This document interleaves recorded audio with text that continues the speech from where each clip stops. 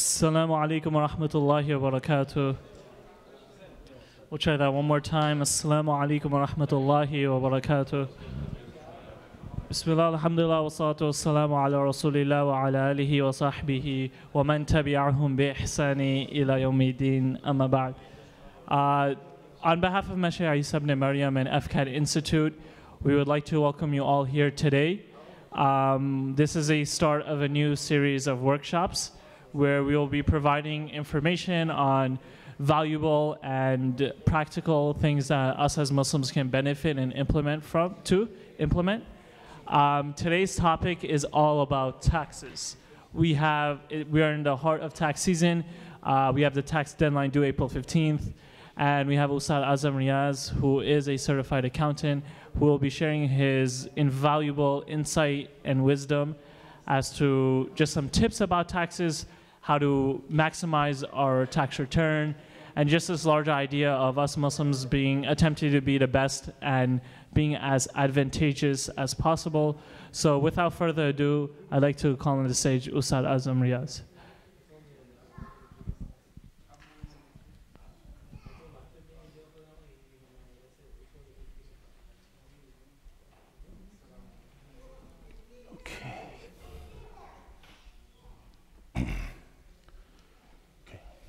بسم الله الرحمن الرحيم الحمد لله وحده والصلاة والسلام على رسول الله وعلى آله وصحبه ومن والاه. Assalamu alaikum wa rahmatullahi wa barakatuh, my brothers and sisters. So inshallah today the plan is to go through some of the major changes that have taken place in the tax law from 2017 to 2018. And the reason why a lot of these changes are important, because you want to be able to plan. So a lot of times, you know, you've heard in the past that if you buy a house, that's going to be extremely beneficial for you. Well, now, since the tax law has changed, you know, you have to take into consideration if that makes sense for you or not. Also, there are more benefits for you owning a business, for you running your own business. We'll go through some of those changes as well, inshallah. So before we start, I want you to focus, because this is it can get dry pretty quickly. It's pretty hard to follow along, because especially if you've never dealt with a tax return, and all you do is just print out a copy of the tax return, or you just give it to your accountant, and he kind of gives you, or she kind of gives you what your tax return looks like at the end of the day, and this is how much you owe, this is how much your refund is. So you want to try to focus, take notes, and ask questions while we're going through the presentation. So if you have questions, you know, just start asking me right away rather than wait till the end, because you may forget the question, or because it might be pertinent right at that point in time. So the personal income tax rates have decreased. So that's one major change. One of the major changes is, like, the tax rates have decreased. So before, the tax rate was close to 37.5%, 38%. Now even the highest tax bracket has come down to about 36, 37%, but the income limits have expanded. What does that mean? Before, if you were making $200,000, you'd be in a higher income bracket. But now that same $200,000, it taxes you a little bit lower. But if you make $400,000 or more, that's going to be the old tax that you used to pay at 32, 34%, whatever it was. It gets moved over. So if you look at the pages that I gave you, this thing here is going to guide you. So if it's a second page. So the first page, I basically said, what should you bring to a tax interview if you're going to an accountant? If you're not going to an accountant, these are the information that you need. But if you look at this key financial and tax planning data, I got this from a firm called Advisor Investments. It's neatly broken down. So if you look at that 2018 tax rate schedule, you have to look at what your situation is. So you can either be single, you can be married filing joint, you could be a married filing separate. Usually the worst filing status is married filing separate. The one time that you should be using married filing separate is, for example, you're married and your spouse has a lot of debts.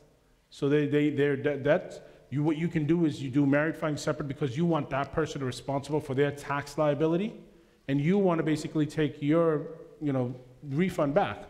You don't want to help your spouse pay it off. I don't know why you want to help your spouse pay off the debt, but sometimes, let's say you had bad decisions you made and you owe a lot of money. So this would be one of the good reasons. But if you look at, let's say if you're married filing joint, this is the second column, second set of boxes there.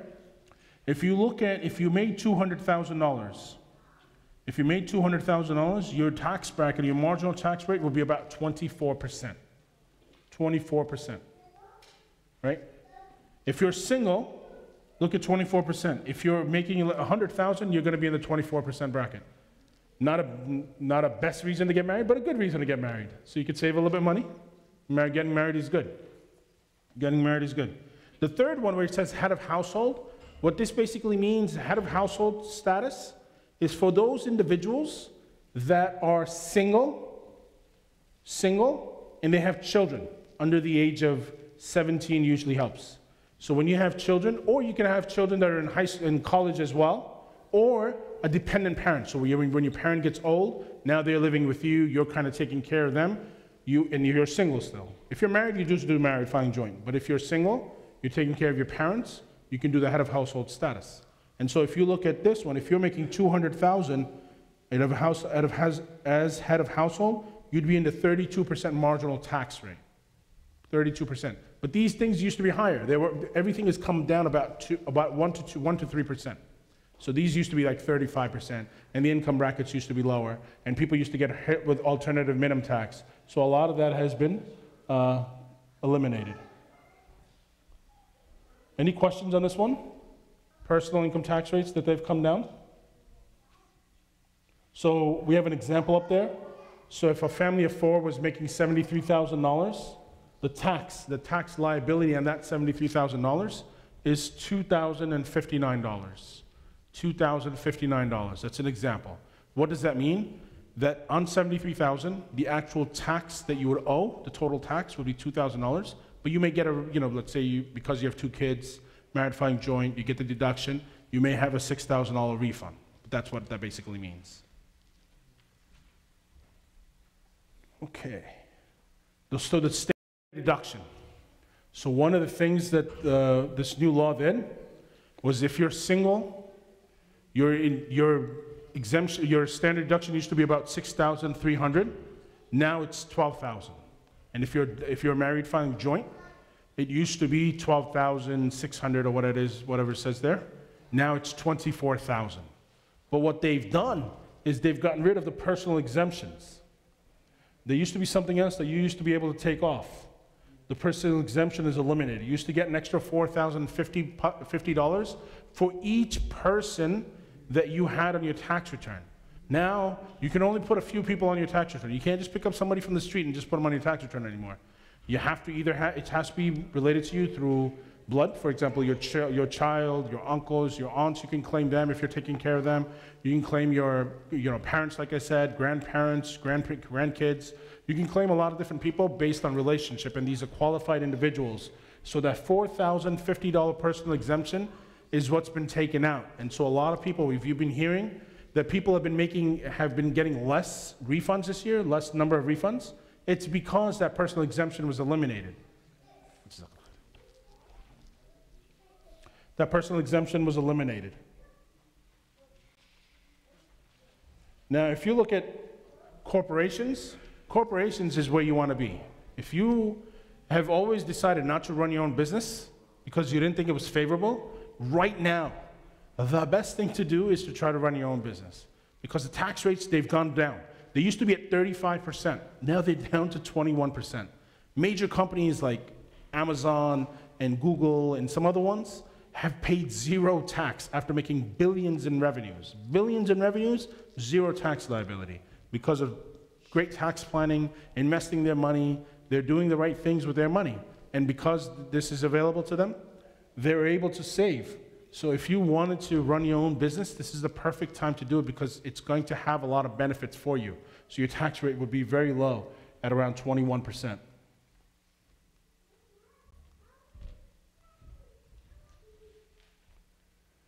So in 2019, this has been a thorn on most people's side area, and I'll tell you why.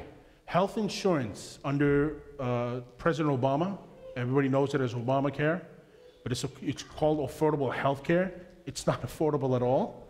It's very expensive.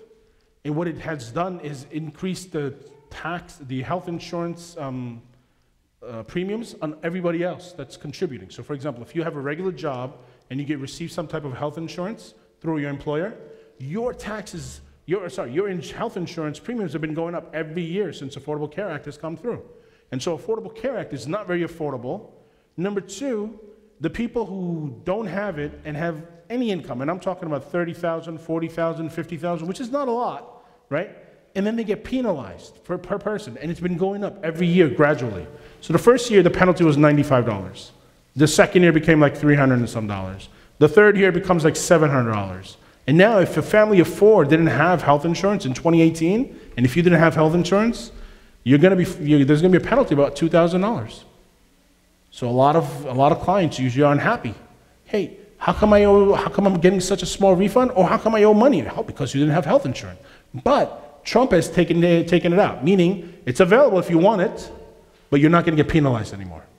So in 2019, this year, you do not have to buy health insurance through the Affordable Care Act, through the marketplace, if you don't want it, right? It's, Islamically, the scholars of Islam have said because health insurance, because medical examinations or procedures are so expensive in this country, it's one of the fatwas that they give out that health insurance is permissible because it alleviates some of the stress and some of the monetary damages that you may suffer. Because if you have a major accident or major procedure, maybe north of $50,000 or $100,000. So from that perspective, it's allowed. But like 2017, so if you didn't file your 2017 or 2018 returns, just know that the 2018 returns and the 2017 returns, you're going to have a penalty if you did not have health insurance. But going forward, this year and forward, until somebody else comes around and changes the law again, there's no penalty. And you never know. They may actually go back and they may say, hey, you have some time to go fix the health insurance. We're stuck here somewhere. Here we go. Okay, so mortgage interest. A lot of people used to say buying a house is extremely important, right? And buying a house and you can write everything off. Well, here's the problem with that. First of all, they've limited the mortgage interest deduction now to $750,000 worth of mortgage. So before it used to be $1 million. If you had $1 million mortgage, if you had a $900,000 house, you could get the mortgage and you could deduct the interest. That portion of it's still available. You could still do that. The problem is if you're buying a $700,000, $800,000, $900,000 house, it's the other side of it. If you have property taxes associated with it and they're very high, and then you have a regular job and you have state income tax being withheld, the state income tax plus the property tax, it's going to be, for most people in New York, especially in higher affluent areas in New York City, especially outside of New York, if you're in Long Island or if you're in Westchester or other places, there's $10,000 plus property tax, and let's say you have $5,000 or $6,000, that new law caps it at $10,000. The SALT, they call it the SALT deduction, which is your state and local taxes and property taxes included. It's limited to $10,000. So just do the calculation in your mind. If you own your own home, if you take your property taxes and you add your New York state taxes that are taken out of your paycheck in your W-2, you add those two together, that will be limited to $10,000. So anything more. So it's not worth buying a house on mortgage as much as it used to be, because you can write off the taxes. If you want to do it, you try to buy a house that has very low taxes, very low property taxes, and then when you do the state income tax plus the property tax, if it equals around 10,000 or 9,000, if you're under the 10,000 mark, you're good. And then if you want to buy the house on mortgage interest or have a mortgage and pay the interest, that's still something that's written off. Now there's two other things that you can write off. So there's four things that you can write off in terms of itemized deduction. Four things. One is interest. One is property taxes and state income taxes. The third one is health insurance. But health insurance, the portion that can be written off, is anything excess of 7.5% of your income. And it's really a specific income. It's adjusted gross income. Usually for most people, it's the income that you made. So if you made $50,000, do 7.5% of $50,000. 7.5% if you made, so let's use something simple. So let's say $7,500 is the minimum.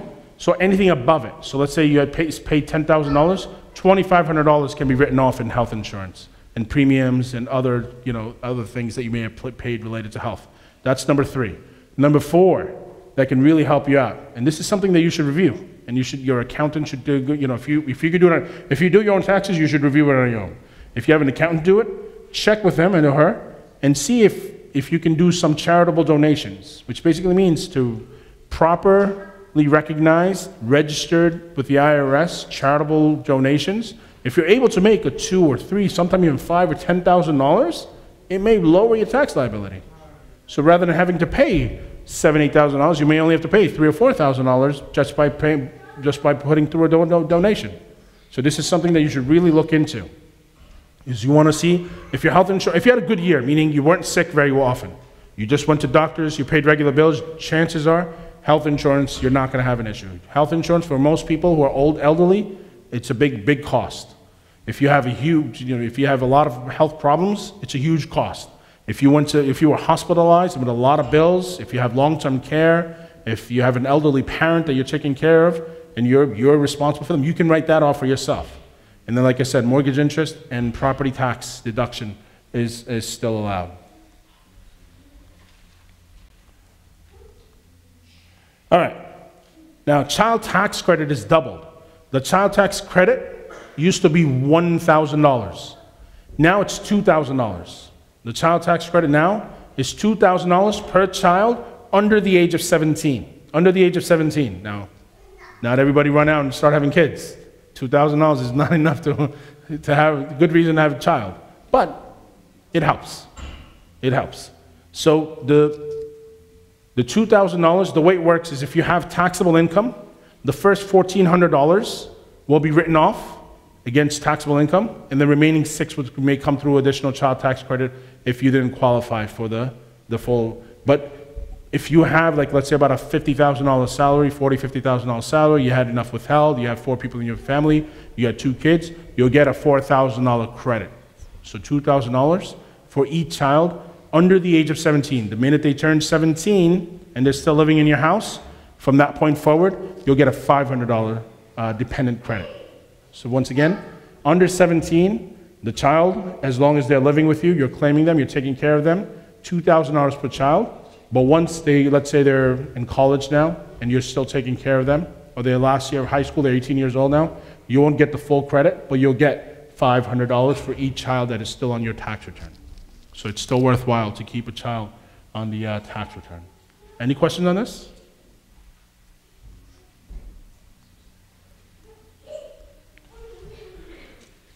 All right, so this kind of goes into the child tax credit and everything that you're supposed to, basically, the deal is it has to be your child.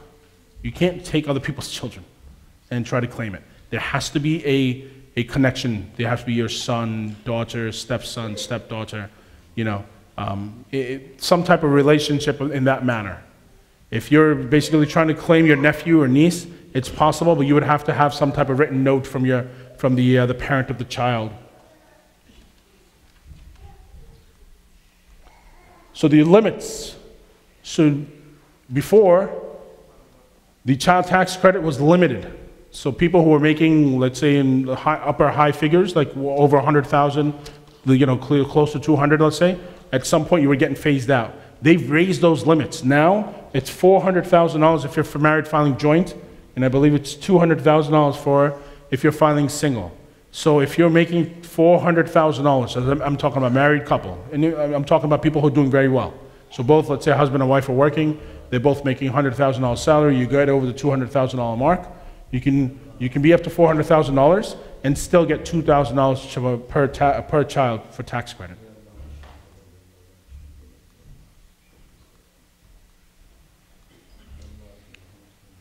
Okay, this is the bread and butter of the early season business. When we say early season, between January and the end of February, there's a client base. The people who are running out for their money are usually people who don't make enough money. And I'm talking about these are people usually 30,000 and under, maybe even 40,000 under, depending on how many children you have.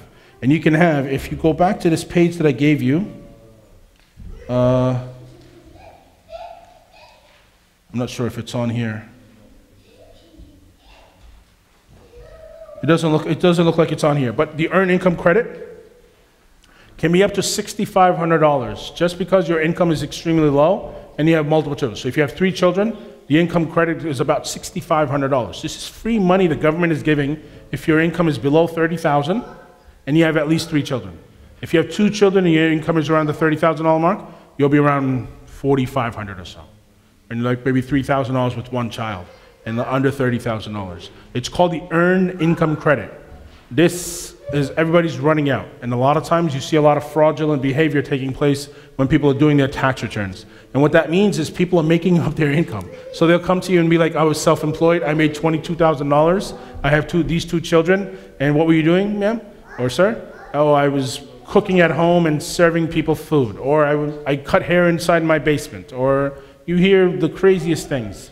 And so this is something that you know, I would never tell you to lie. But if you're legitimately doing something that's cash business and you've never filed a return, that doesn't make sense. If you've done cash business, it's truth. And if you can keep track of your income and your expenses, and if you are around the $20,000 or $30,000 mark, and if you have children, 1 or 2 or 3 children, then you can get a lot of money for it. So it's extremely important that you understand that the earned income credit is for people who have very low income, and they even have a site on the IRS site where you can go and check. And so remember, this is again for people who are making very low. If you're between the ages of 25 and 65, so if you're 25 and 65 and your income is lower than about $11,000 and lower or $12,000 and lower, no children, the government still throws you about $500. $500 for earned income credit. So no children, but the catch is the age has to be between 25 and 65, and your income would be somewhere below $12,000. So it's extremely important to understand. And if you, maybe, you know, it's not our situation, but if you know of people who have this situation, let them know. Hey, if you file a return based on that income, it's possible you may be able to get some type of refund out of it. So like, what do you have to do to qualify for EIC? A lot of different things there, right? So it has to be your child. You have to have, number one, you have to have earned income. You have to have earned income. Meaning if you are sitting back, relaxing, and people are working for you, and you're just running a business, and you get some type of, let's say, a K-1 or a 1099 at the end of the year, well, maybe 1099, no, a K-1, which basically means you didn't work, you were a partner in a firm or business, you didn't actually go and make that money, somebody else made it for you, that doesn't count. If you have a lot of money in a bank account and you have savings interest and you're living on the savings, that's not earned income. Earned means you actually have to put blood, sweat, and tears into it. Meaning you had to wake up early in the morning, you had to go. So like, you know, anything, Uber driving, you know, babysitting, if you have a regular job with a W-2, even if you went and you were an independent contractor working for someone and they 1099 you, these are all legitimate earned income. So you can claim this earned income credit. And if you're, again, this is for people who do not have high salaries. If they have low salaries, and usually, like I'm saying, 50,000 and below, because it starts to minimize as you get high to the 50,000. The math, like the wage that you want to be around is between 20 and 40.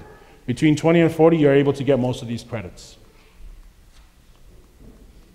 So this is what I was telling you about EIC. If you have no child, you're between 25 and 65.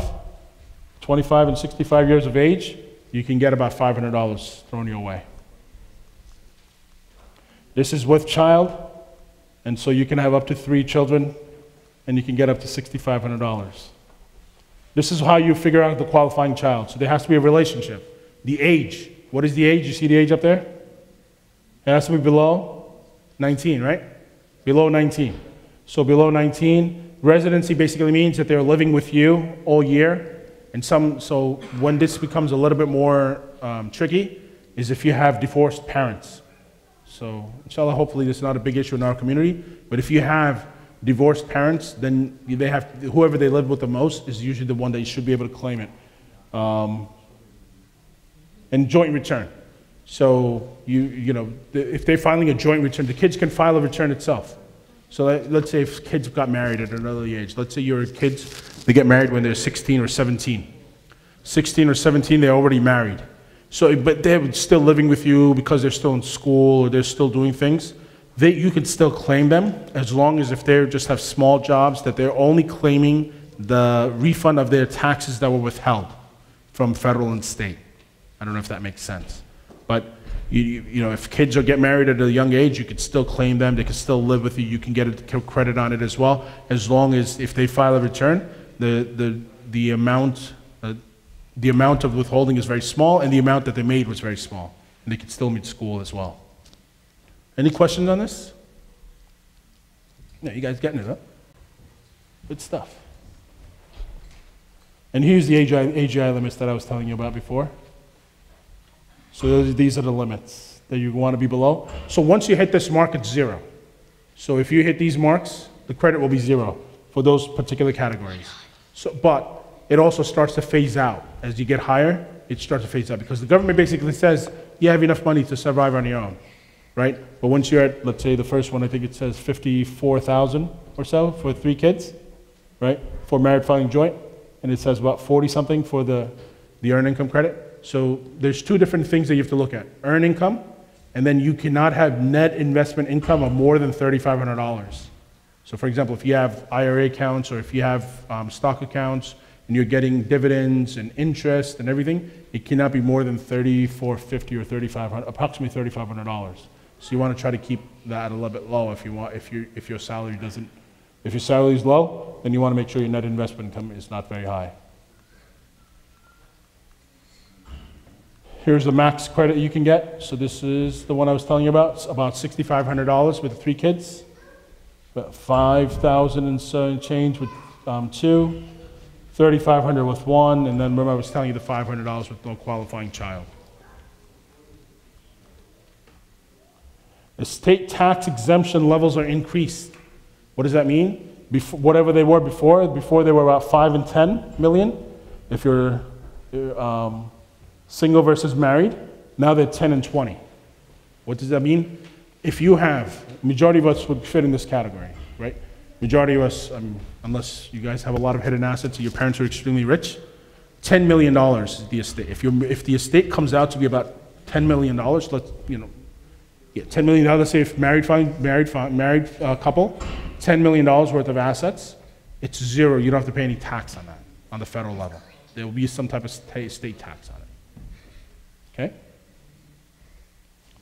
So majority of us, I'm pretty sure, have more less than $5 million. But if you're, mashallah, Allah bless you a lot, you have $10 million in assets, more than $10 million, then you have to worry. If you're less than $10 million, don't worry about it. This is the one I was telling you about, the state and local tax deductions. So again, the same thing. This is itemized deduction, state and local taxes, plus property taxes, is limited to $10,000 now. That's the new change. And everybody, even Mr. Trump's friends are complaining to him. They're saying to him, hey, you really did a number on us. We have, we live in very expensive houses. We have a lot of property tax, north of $30,000, $40,000, $50,000 in property taxes, and you've limited to 10. There's no way, there's no reason to live in this type of house anymore because before it was a deduction for them on their return. Now it's not a deduction anymore. So if it's not a deduction, it doesn't make sense to have a very, big home, big house with a lot of taxes. So before, people were willing to do as much as possible. Get a big home. Don't worry about $50,000. It's all a write-off. It's all a write-off. Now it's not a write-off. So what do you do now? So a lot of these big houses, people are going to try to sell it, but nobody really wants to buy them because they don't have a. So what's going to happen? The values are going to start getting a little bit depressed. So one of the things the Trump law did was it's exposing the East Coast line and the West Coast line because we're very extremely high in property taxes. You just take a trip about a couple 100 miles out to Pennsylvania, different territory, just a couple 100 miles out, 200 miles out, not even maybe, right? 100, 150 miles out, and you're in a new state, property tax is so low, so low. So, so this is exposing a lot of these high property tax states. They're going to have to do something about it. Student loans, you can write up to $2,500 of interest every year for each individual that you're paying student loans for. So if you had student loans, you pay the interest, it's a write-off. There are phase-outs, but those phase-outs are pretty high. If you're making if you're making $200,000 or more, you won't be able to write anything off because the government says you have more than enough money to cover your own student loans. We don't need to give you a deduction for it. Medical expense deductions increase, which basically means before it used to be 10%.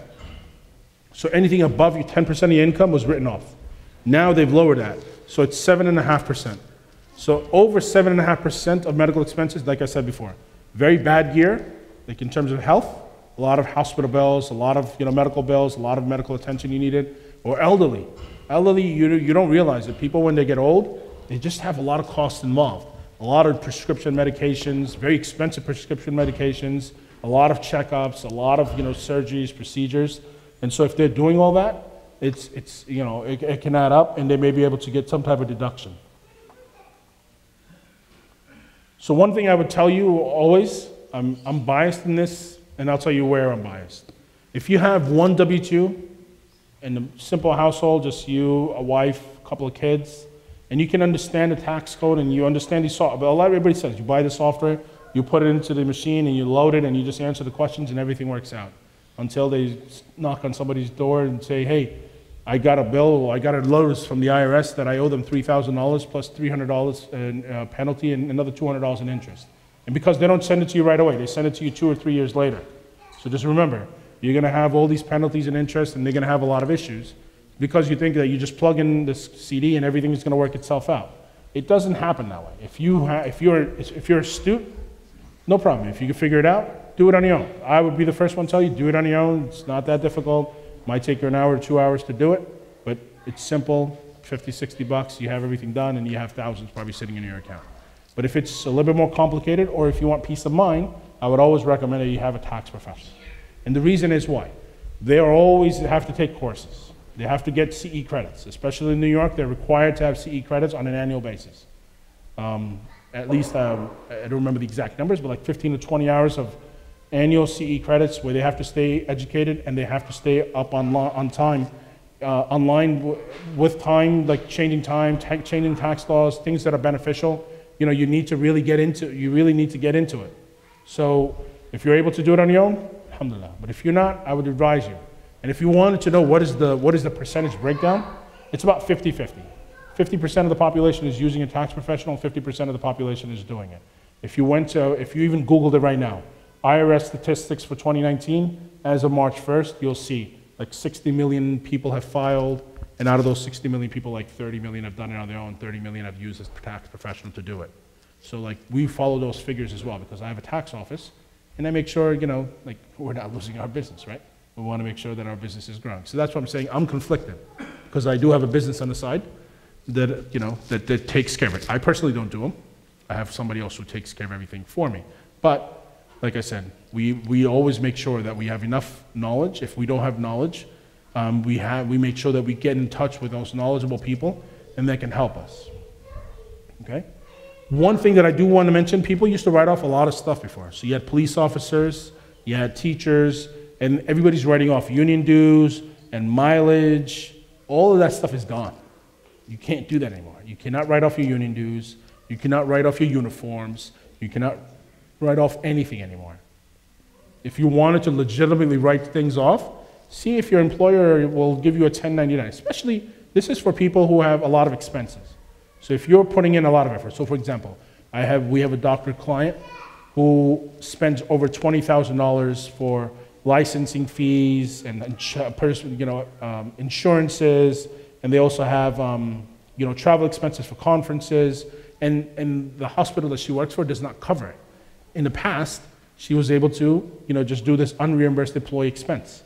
Now, we've advised her, hey, listen, if you can go back to the hospital and ask them to send you put you on under a 1099, give your income, pay your own taxes, estimated taxes, do your own payroll, and still have the ability to take off all these expenses is extremely worthwhile for you. Plus, there's a QBDI, Qualified Business Deduction now, business income deduction.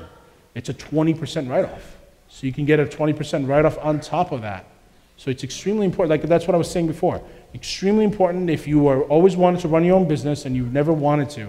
The tax code is extremely particular now, and it's very helpful for people who want to take that chance of running their own business. They wanted to be able to run their own companies, or they want to be able to do whatever they want. Even if it's consulting income and it's some type of very high level consulting income where you're doing IT work on the side, you'll get a 20% deduction in terms of your profits, and you can be able to write that off. And it's extremely important. It brings your tax liabilities down, taxable income down. So, like I said before, it's extremely important that you get up to par, up to date with understanding taxes, understanding your income, understanding your situation, and seeing what benefits you and what doesn't benefit you. All right? So, any questions? Because I'm basically through the presentation. I can go through some of this tax planning data. So if you go back to the second page that I've given you, so on the left-hand side, this is the tax rate schedule. The standard deductions are below, and it says personal exemption as well. Those personal exemptions have now been eliminated. So that's why we have it there. So it says personal exemption eliminated for 2018, but expected to return. So now remember, all of these laws that have been passed recently have sunset provisions, which basically mean that in December 31st, 2025, these will expire unless made permanent. Unless made permanent, or someone else comes along and changes the law again. So for the next 7 years, this is what our code is, unless someone comes. So if, let's say, next year's election year, if the presidency changes again, new guy comes in and says, nah, this is not working, we're gonna go back to the old system, or we're gonna try something hybrid, or we're gonna do something else. So just know that these laws may consistently change. Now I want you to bring your attention to the top right, tax rates on long-term capital gains and qualified dividends. So if your taxable income, look at the first box there, if your taxable income falls below $38,600 for single and married filing separately, or $77,200 or $51,700 as a head of household, your tax rate is what? 0%. 0%. 0%. These are long-term gains. So for example, if you had no income whatsoever and you had this huge stock in play, like a huge stock in your IRA account, or maybe not your IRA, in your regular account, you have let's say Amazon, and you bought it 30 years ago, and now you have $200,000 worth of it sitting there. If you sold $75,000 of it, and that's your only income, it's just from this long-term gains, capital gains, or qualified dividends from this company, 0% tax. This is why it's important to know the laws. So if you had no income whatsoever, if you have very low income, let's say you had a bad year, you got laid off, and in the beginning of the year you only made $10,000, and you have to make up the difference for the rest of the year. So if you knew that, hey, for the rest of the year, I don't need to work if I just sell my stock, I take $60,000 or $65,000, I stay below the $77,200 because I'm married, I don't have to worry about anything else, you take that, you pay 0% in gain.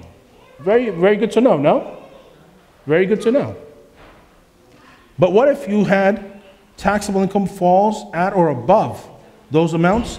Then it's a low rate still, it's 15%.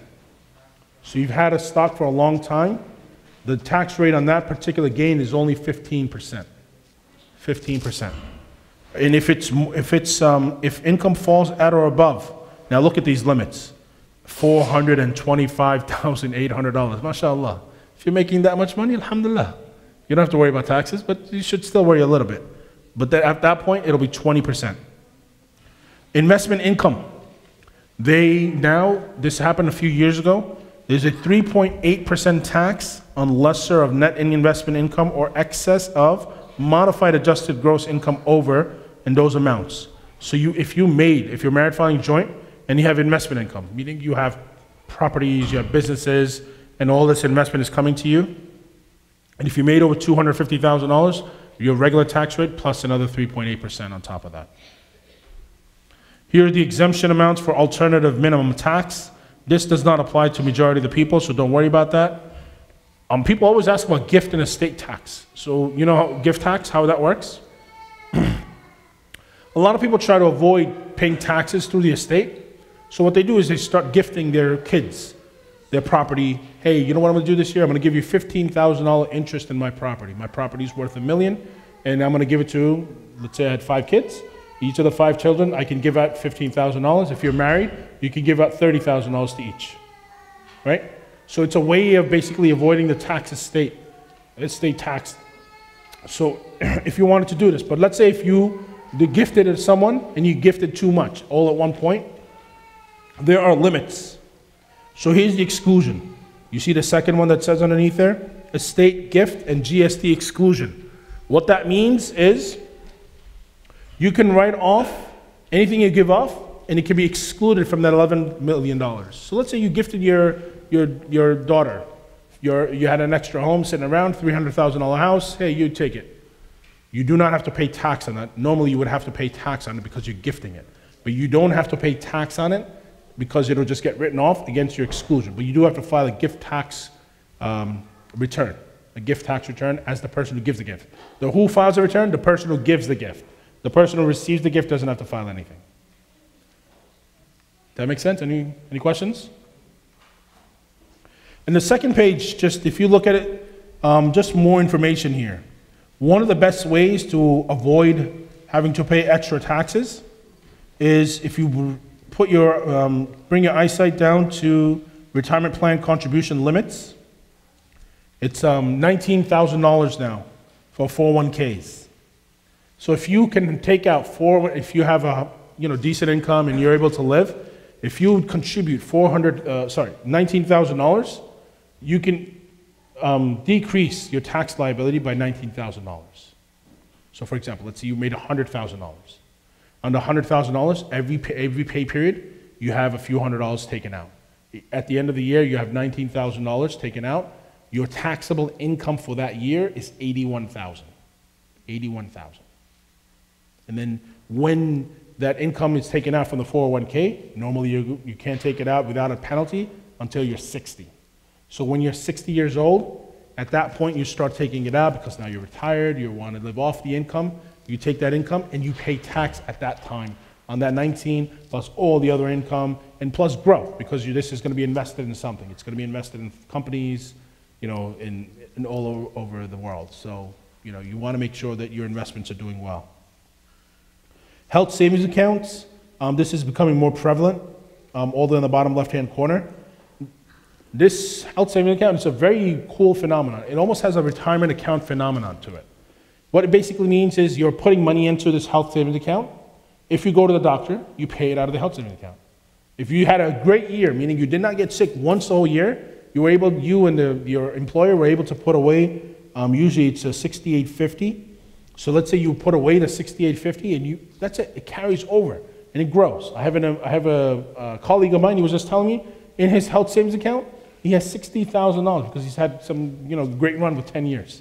So $60,000 and it keeps on building until he uses it and he could use it for medical expenses. And it's great. He's getting into his 50s now, and when he's in his 60s and 70s, he can use his health savings account for health purposes. So it's a great savings tool, great savings vehicle. You get another deduction on that as well.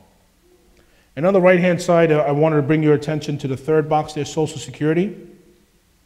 For people now, so for example, my age, I'm way after 1954, so I won't be able to take full Social Security until I'm like 67.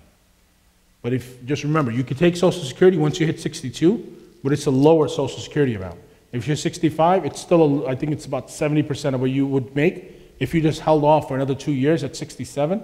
If at 67 you take the Social Security out, that's the best and the highest amount that you'll get.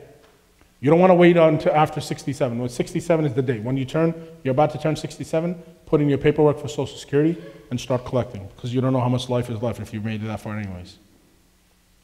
And the rest of it, you can follow through, and it gets a little bit more complex.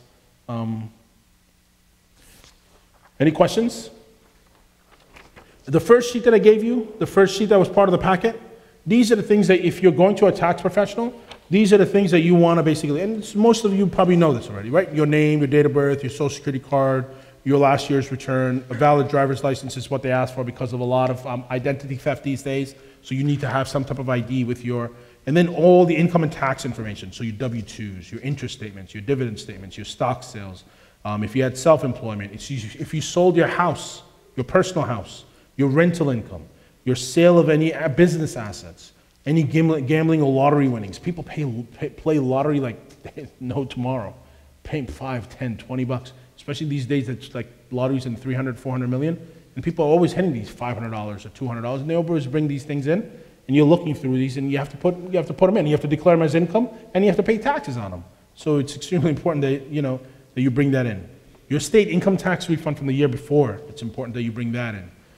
Pension income if you have any, estimated taxes if you paid any, Social Security, IRA or 401k distributions, unemployment. Even unemployment is taxable at the federal level.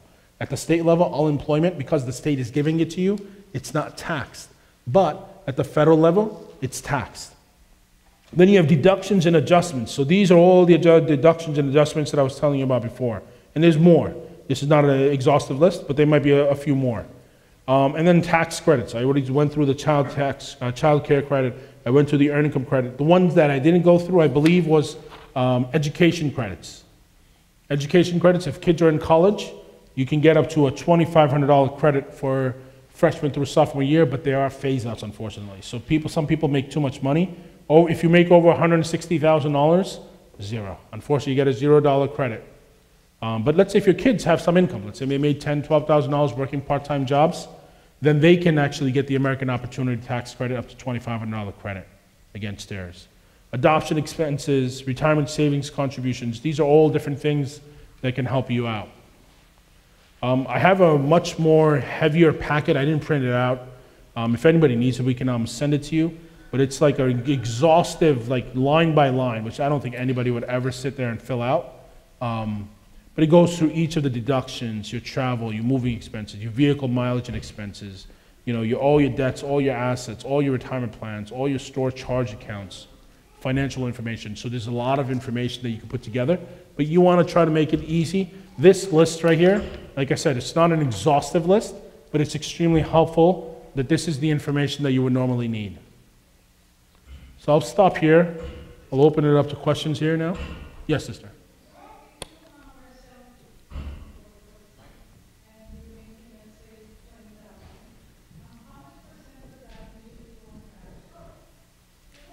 Say it again, the last part of it, $20,000?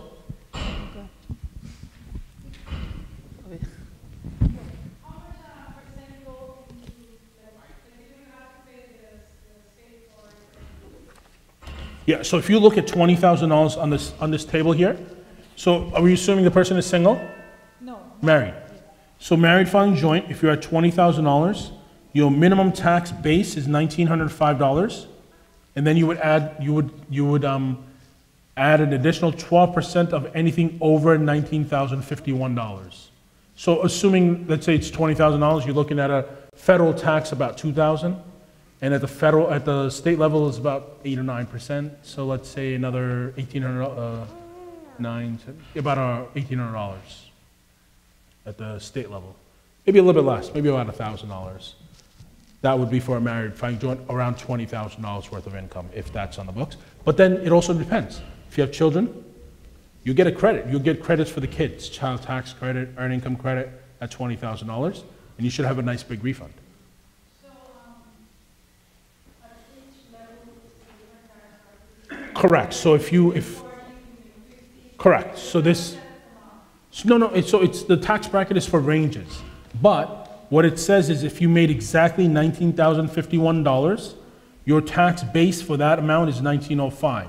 But let's say if you made $40,000, it'll be $1,905 plus 12% of the difference. So let's say if you made $40,000, you would take $40,000, subtract out $19,051, and then you pay 12% on top of that plus $1,905. So if I did just rough math, I'm going to use 10% as an easy cut for me. So $20,000 extra, so let's say you made $40,000, there'll be $2,000 plus the $1,900, so you're looking at about a $4,000 tax liability. That's if you made $40,000. Let's say both husband and wife each made $20,000 yeah, each. so that's both ways, because you have to pay your own taxes, plus you have to pay the tax that your employer will normally pay. Oh yeah, the employer is separate. The employer, you don't have to worry about the employer tax. You just have to worry about your tax. Remember, you're self-employed, so you have to pay both sides. Oh, I'm sorry, self-employed. Correct. So there'll be a small deduction on your tax. There'll be a small adjustment, and then they put the self-employment tax in there. So it's about 13%. So self-employed is like altogether like 13%. 13% altogether as the self-employment tax usually. So it doesn't matter the bracket, if it's 40, 50, 30, Correct. So 20. the more you make, the more that 13% will consist of. But it's generally it's 13% across the board. Correct. But that's when if you have self-employment income, so a lot of people, that's what I was telling you before, that when people come in and they say we have self-employment income, it's extremely important to ask them the next question, hey, do you have children? And if they say yes, and how old are they? Oh, one's 5, one's 12. Oh, great, come on in, because they know they're gonna get a nice refund and they don't mind paying. Because when you get a nice refund, customers pay. When you get a lousy refund, the customer's like, you didn't do a real good job, I'm gonna go somewhere else. I think you had a question over there too, somewhere? No? Yes, sir. Assalamualaikum. I was wondering, if I make up to, let's say, $9,000, then I don't have to file tax, and then in regards to my school, like college, like scholarship and like financial aid, that won't be affected, right? No, like FAFSA and stuff? No. So the financial aid and scholarship usually is affected if your income is in the 6 figures. Okay. So then, like, if you're making $9,000, that has no bearing on it, unless your parents, because they usually ask for parents' information as well. Unless your parents are making a lot of money, then it would have a play. But let's say if your parents are making about 40 or 50,000, and then you're making, like you said, $9,000 or $10,000, it should have no bearing whatsoever. But you or your parents, whoever. So it depends on if your parents are claiming you or if you're doing your own return. I would normally suggest that you let the parents take your deduction. And the reason I say that is usually they have like the 40 or 50 or $60,000, and they'll be able to get the maximum benefit, which is usually the $2,500 credit. Especially if you're a freshman to sophomore, you have 4 years of undergrad school, it gets you $2,500 per year. But if you're doing it at $9,000 income, I don't think you'll max out the $2,500 credit because you're not going to have enough taxes withheld. Okay, and then So like, you might only get like $1,000. by the time you're like in senior year or you graduate college, like they don't get any benefit from you, right? Like Up to 24, and if you're still in school. Let's say if you're after undergrad, you decide to go to grad school, law school, medical school, you start going into grad school of any sorts, and you still are basically depending on them, you're taking loans out and whatever, you can still benefit them because they'll get a $500 dependent credit. Especially if you're, like I said, if you're going to school. But let's say you're 22, you graduated college, you got a nice job, it's paying you $50,000 a year. Now you do your own tax return, they do their own tax return, you do your own deductions, they do their own deductions, everything is separate now. Okay, and while being dependent on them, I can put they could include my college loans, right? Like they can mention. As long as you're dependent on theirs, yes. The college loans, any interest that's being paid, they'll get a deduction on it. Any type of 1098T, which is your college-related expenses.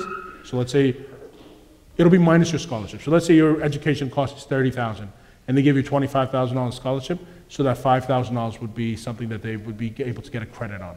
Okay, and then also up to $9,000, you don't have to file tax, so you don't get any penalty for not filing tax, right? Up to $9,000, you don't have to file taxes, but I would suggest that you would file your own. And there's a box that you can click off. It says someone else is claiming me. Oh, okay. And so when you say someone else is claiming you, you don't get the $12,000 deduction that I talked about before about the standard deduction. What you will be able to get, so let's say $9,000, 10%. Let's say they had $800 withheld from your federal, you'll get majority of that back. And then so you had state income tax of $500 withheld, you'll get a majority of that back. Like you'll probably get $500, $600 back from federal, and another $200, $300 back from the state. Maybe not that much, but you'll get something back. So it's worthwhile to still file. You may not have to file, but it's worthwhile to file so you can get some of that money back because it's big. It's taken out of your check, and your income is extremely low. Okay, all right, thank you. Okay. Go on. Yes, my brothers. Any questions here? You guys got it. Gonna go home, buy the software, or do online? Yes. Any more questions here? Nope. Nothing? You good? So this is just a basic tax, and I can tell you, it's extremely dry stuff. I will close with this. If you want to learn about this stuff, one of the best and one of the easiest and one of the cheapest ways to do it, and maybe even get paid to do it, is like, you ever see H&R Block in this fall time, around August, September time? They offer courses. And so like local H&R Block offices, Liberty Tax, Jackson Hewitt, and some other major brand names, they offer tax courses. And the reason they offer these tax courses is because they're trying to find their next year's help. They want preparers to be able to help them, and they groom them and basically they want them to come in and do taxes for them. But if you want to just go in there and take a tax course, I'm talking about from beginning, soup to nuts, they tell you from the nitty gritty, what is income, what is considered income, what is considered taxable income, what is considered tax exempt income, what are the deductions, this, that, the other, and they teach you everything, and you go through by pen and pencil, and you're filling out forms or by hand, you're calculating all this stuff. It's extremely helpful if this is something that you want to learn, and maybe if you want to enter into this field. And it's like I said, I think H&R Block charges like $400 for a course. Liberty Tax and Jackson Hewitt charge about $200 or $300 for the course. Usually it's for the materials, and the course, usually is very little. But like, you think about it, $300, $400, and you're getting a course which is basically going to get you ready to be able to be employed in the next season. And the New York minimum wage is $15, right? So $15, $16, $17 to start, and then plus they give you a bonus on top of that. So it's nice, especially if you're school, if you're, if you have children, if you stay at home, and between 9 and 2, you're free. You could work for a little while. If you're retired, this is something, that's probably helpful. But this is one of my recommendations. If you want to learn, go to these professionals. They usually teach a good class. They tell you not just the basics now. Now you're getting into it. You're diving a deep dive, okay? So it's just my recommendation. Yes, sir. So you yourself, do you do taxes? Are you a CPA? I'm not a CPA. Oh. But I have tax offices. And what that means is I'm actually I run a franchise business, meaning I have a franchise agreement with Liberty Tax. And so I have some stores, and I have a full-time job, something totally different from this. So I work my full-time job, and my employees, managers, they're running it, and they have employees, and they basically run the store. And I'm basically just kind of like the overseer of the entire thing. I don't personally do many taxes. I do very few. I go over there once in a, like on the weekends, just to kind of check on everything, making sure everybody's doing the right job. My main concern is always fraudulent behavior. So I'm usually taking a look and making sure that we have the supporting documents, substantiating any types of credits and any type of income that's being claimed by individuals. Some of the more complex matters, because I'm a little bit more familiar with tax laws, I usually try to handle those, and that's more from an advice perspective rather than doing it. I tell them that this is how I want you to take care of it. So that's what I do. And I don't have any office here in New York. Majority of my offices are in New Jersey. I've always thought about doing it in New York, but New York just never made sense to me because it's extremely expensive to run stuff here because the expenses are very high. Real estate rent is very high. Employees, make more than $20 an hour here at least, and so just the economics just don't make sense to me right now. So inshallah, once the economics start making sense, that would be something that I would consider coming here. Jersey's a little bit cheaper. I know they're going to now hit a $15 minimum wage in 2024, but I don't have to worry about that until 2024. Maybe before that, I'd be able to get out my franchise agreement. Any other questions? Yes.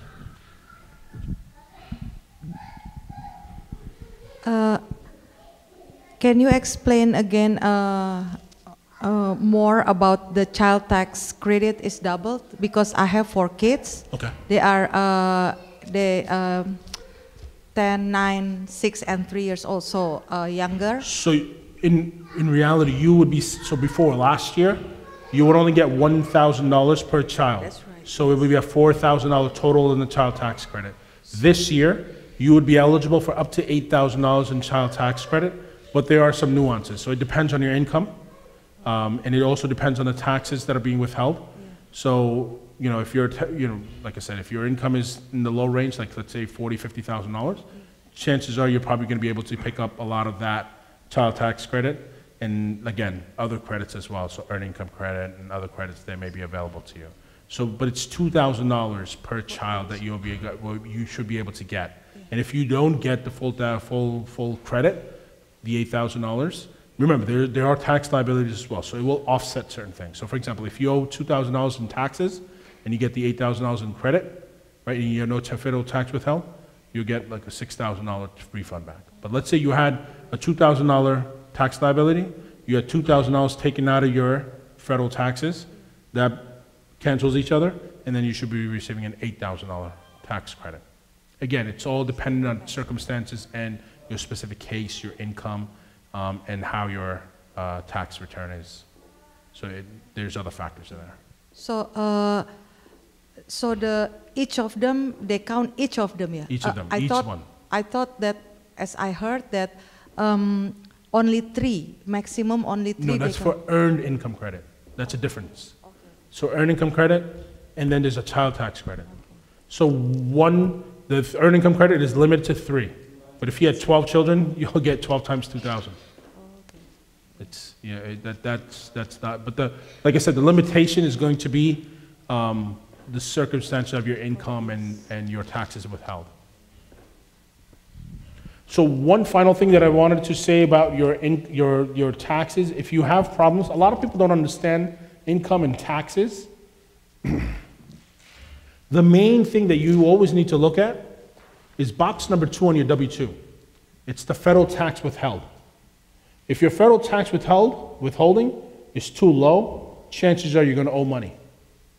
If it's too high, chances are you're going to get a huge refund, right? But it depends on your situation. Do you want a $10,000 refund at the end of the year, like in March or April? Or would you like to use that $10,000 during the year? So you have to kind of figure out what your tax withholding should be if you wanted to stretch it out during the year. But some people use the whole federal tax system as a saving mechanism. So if you wanted to save money and you don't mind getting a nice big check as a $10,000 or $8,000 or $6,000 or whatever it is, nice big number coming into you at one time in March or April, then it's something that you need to take into consideration. But if you wanted to change your withholding amounts, the form is W-4. W-2 is what they give you at the end of the year. W-4 is the one that says how many exemptions, how many do you want to take out. The best in terms of if you want the most taxes withheld, single, 0. 0 exemptions if you're single. They'll take the most taxes out. The other thing that comes into play is if you work multiple jobs, each paycheck and each W-2 on its own is okay, but when you start adding it up, it takes you into higher brackets and you may not have enough tax withheld. So if you work multiple jobs, you want to make sure that you have enough taxes taken out, and sometimes there's a box number 5 in there, or 4, yeah, 5 or 6, whatever it is. You can actually put in an extra withholding. So you can say every check, please take out an extra $25 or an extra $50, so that way you don't owe any money at the end of the year. When you have a spouse, husband and wife working, and they both have like $50,000 income, at $50,000 you're okay. But once you put that income together, you're in a new bracket, and you can look at it right here. $50,000 married filing joint, you're at the 12%, right? But now when you put it together as a married filing joint, at $100,000, your marginal tax rate jumps up to 22%. 22%. So at 10%, you're okay. At $50,000, at 12%, you guys are good. If you did 12%, you have a 10% shortage when you put it together. So as husband and wife, you have to communicate with each other as well and make sure your taxes work out. All right, I think I've exhausted you with taxes. I'm beginning to lose my voice now. So inshallah, if there's no other questions, any other questions?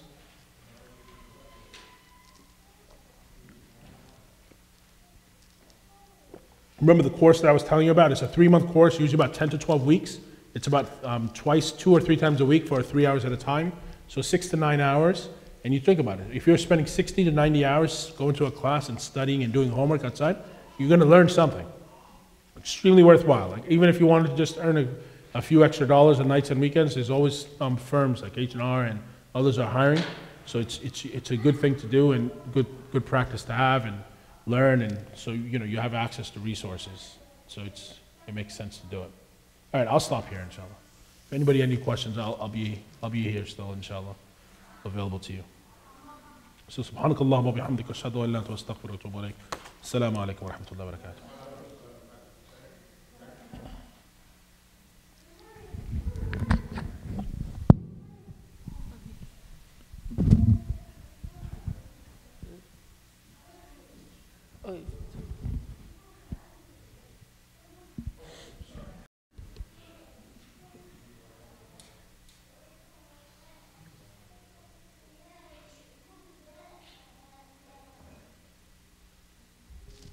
Sorry, one more quick announcement.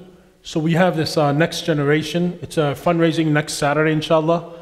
Masjid Isa ibn Maryam dinner and fundraiser, 3-course buffet dinner. We have free babysitting. A family of 4 is $99. A single individual is $50. It's next Saturday, March 16th at 4 p.m. Brother Eddie Redzovic will be there for the Deen show, and then our own Ustadh Karim Hassan, and Ustadh Zakaria Bakhsh, and Sister Nadia, and I can't see the first person there. People are going to be here, inshallah. Please try to come and help our masjid and our center to grow, inshallah. We, as you know, we're full construction going on right now. We still need close to $1 million. So please try to help us as much as possible. Please try to get the word out to your friends, families, neighbors, and others, other masajid, and just, let them know. And again, back to taxes, charitable contributions, they're definitely a write-off. So please, well, not definitely a write-off. It depends on your situation again. So if you have enough in either itemized deductions, including charitable contributions, there may be a write-off as well. So like I was saying before, it should not be the main reason you give for the sake, it should be solely for the sake of Allah, and knowing that there's a secondary benefit, inshallah. Jazakumullah khairan. Assalamu alaikum.